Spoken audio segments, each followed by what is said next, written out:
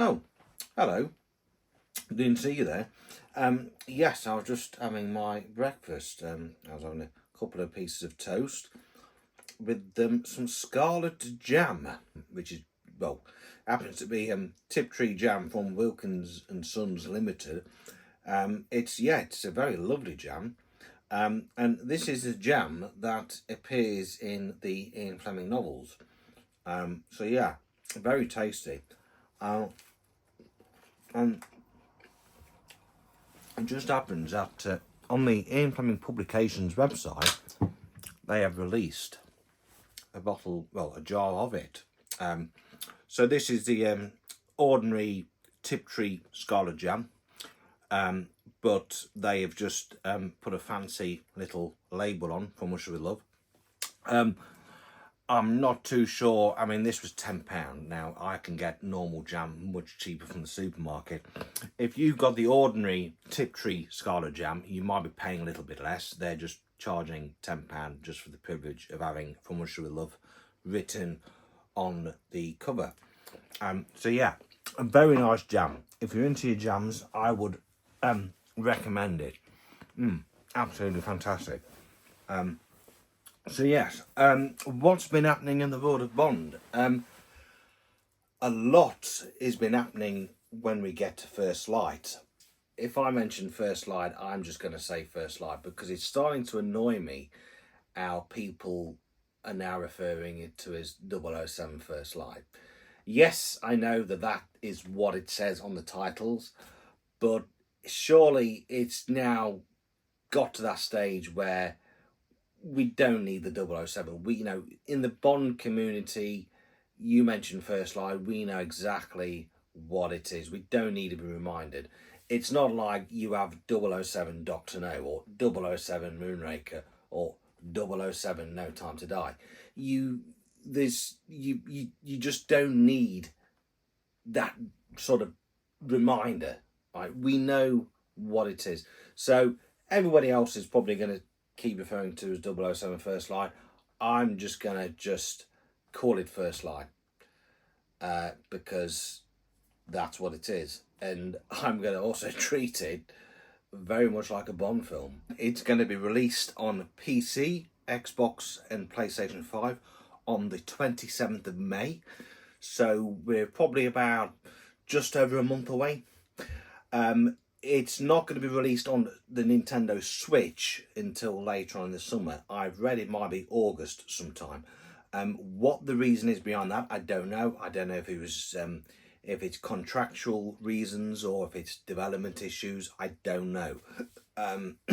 But there's also they did a bit of a video to advertise the commemorative controller for the PlayStation 5, which is gold. Now, the PlayStation 5, they have controllers which are known as dual sense. So I'm not into PS5s. It's been a long time since I've been into the gaming. But I'm suspecting that these dual sense controllers are kind of very similar to what the Rumble Pack was for the Nintendo 64 back in the heyday, where basically as soon as you pull the trigger or you got shot or there's an explosion went off, the controller would vibrate. With what I understand with this dual sense is it probably does that as well, but I believe that like certain buttons and triggers on the controller kind of whatever you're doing sort of adapts to that environment, so the pressure as you pull changes.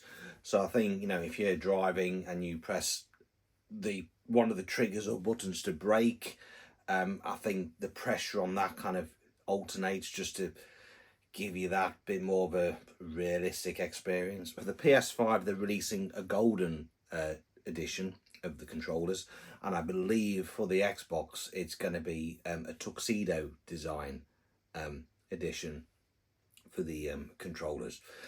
So yes, First Light. It was only in the last episode where I was kind of saying, it probably won't be long before we get confirmation that Lana Del Rey is providing the theme song for First Light. And my God, Thursday it was dropped and it was released.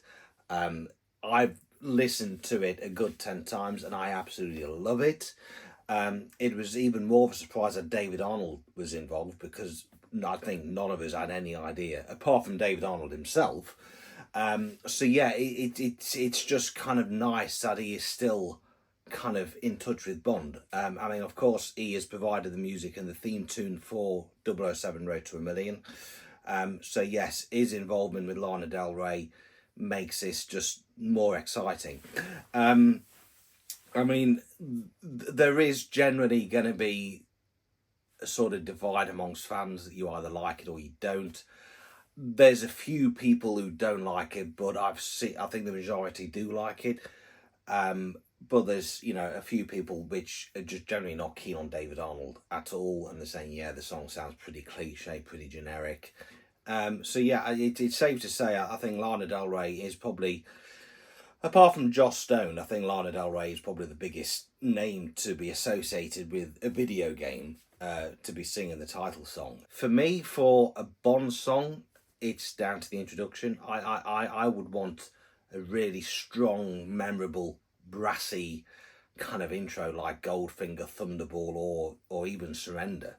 That screams Bond. The intro to this was a little bit sort of techno. Kind of reminded me of like Propellerhead's Emergency Secret Service cover, like a bit of Morse code going off. But then within seconds, Lana Del Rey just, lets her voice out. I mean, for a while, I kind of first came across Lana Del Rey when she provided a song for the Leonardo DiCaprio Great Gatsby 2013 film. And there's a track on there, and I thought, yeah, she's got the voice to do a Bond song. And of course, she had written a Bond song for Spectre, but it never materialised. But she has done full circle, but 11 years later, here she is, giving us First Light.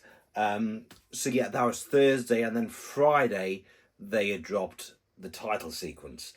There's just been nothing but praise from that title sequence. And yes, the title sequence, the song has been kind of edited slightly, which actually is better.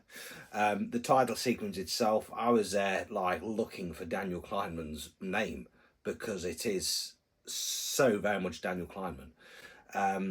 It's, this, I think it's just absolutely captured the spirit. It really has. From the clue, from the opening of the title sequence, it kind of, I'm suspecting that the old Iceland kind of story was probably the pre-titles. So something disastrous happened in Iceland, Bond managed to escape, and then you go into the main titles. So yeah, I'm still kind of in two minds whether or not to get the game, but I need to buy a PlayStation 5 first, and I don't know whether or not I can quite justify it. I probably will end up playing the game, but currently I'm just enjoying the buzz. I'm just embracing the fact that we're getting merchandise. That there is such a huge kind of release and kind of huge publicity around First Light in general and around the title song. Regarding the music for First Light, episode 4 of Beyond the Light has been released. Now, Beyond the Light is kind of like sort of behind the scenes kind of featurettes, and they have recently been speaking about the music, the song, and the score. Now, we know that the score is composed by The Flight, which is made up of 2 British composers. I was a bit skeptical, but when I kind of read about them and that they, wanted to obviously still pay tribute to the Bond sound for bringing it up to date, I was saying, okay. But in episode 4 of Beyond the Light, they actually discuss it with the composers, and there's kind of footage of them in Abbey Road Studios with a brass section. And yeah, I just generally think with the song, with the game, and after listening to Beyond the Light and discussing the music, it's kind of I kind of feel they've really sort of captured it. And the strange thing is even though that this game isn't even out yet and nobody's played it, I haven't even played it, I don't know whether or not I'll even play it yet, I'm already anchoring for the follow-up. I'm sort of already anchoring for the trilogy that is planned. Talking about music, I have recently revisited John Burlingame's book, The Music of James Bond. Now, I actually, when I first began rereading it, I discovered there was the original order note in there, and I bought it on the 27th of February 2015. And it was sat snugly in there, kind of as if it was a bookmark. I would have obviously have read it back then, and I can remember reading it when I first received it and enjoying it. And I thought, well, with all the kind of news from La La Land and all that, I thought I'd just revisit it. And it was, yeah, kind of pretty refreshing, really, and kind of sort of interesting because obviously, you know, when this was, well, I mean, when I bought the book back in 2015, it covered from Doctor No through to Skyfall. And when you read certain chapters such as the Thunderball or the Moonraker, it mentioned about how much, you know, minutes worth of music was written for the film and how much music was missing from the actual album. And I can remember at the time thinking, oh, I'd love to just listen to that. And obviously, you know, 10 years later, a lot's kind of changed within the world of the musical side of Bond. You know, the bits that Burlingame was talking about in the book, we have now experienced, you know, thanks to La La Land. But, and I'm sure Mr. Burlingame has been asked this time and time again, but are we going to get a revised version? I mean, you know, we've still got the Spectre film and No Time to Die. Plus, we've got all the extra La La Land additional material to add into it. And, you know, maybe even do, you know, kind of a chapter on First Light, or just overall do, you know, include the songs that were in the Bond games. People are receiving the Diamonds Are Forever CDs. Obviously, the people in America are going to be receiving theirs a little bit earlier, well, before us and probably Europe. Mine has arrived the other day, and it's absolutely fantastic, as per usual. I'll talk about it in the next episode. And also, La La Land, the day after Lana Del Rey's title song was released, La La Land also announced the Man with the Golden Gun vinyl. So there's 1,000 of these in total. There's 700 which is available on the La La Land store, and then on the 007 store, limited to 300. The 007 store is now out of stock. Now, the thing with the Man with the Golden Gun, this kind of means that La La Land have sort of played catch up. Now, May last year, Verity had reported that La La Land wanted to release Goldfinger, Moonraker, and the Man with the Golden Gun on vinyl. We've now got it. Now, I can't see what would stop them from releasing their other titles on vinyl. So, you know, we could probably get Thunderball. We may get a Majesties. We may get Live and Let Die. We may get Octopussy.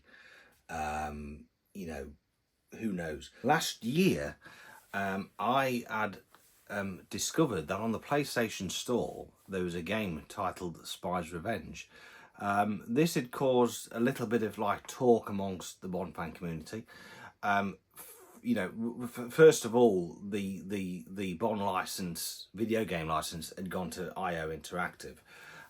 So it was like, okay, what's happening with sort of Spy's Revenge? And it went quiet. I heard nothing or saw anything, so I decided to like do a bit of research. And yeah, it's basically just a really cheap and nasty GoldenEye 64 wannabe, with sort of bits of AI thrown in. Now, I absolutely despise AI. I absolutely hate it. As far as I'm concerned, it's a work of the devil.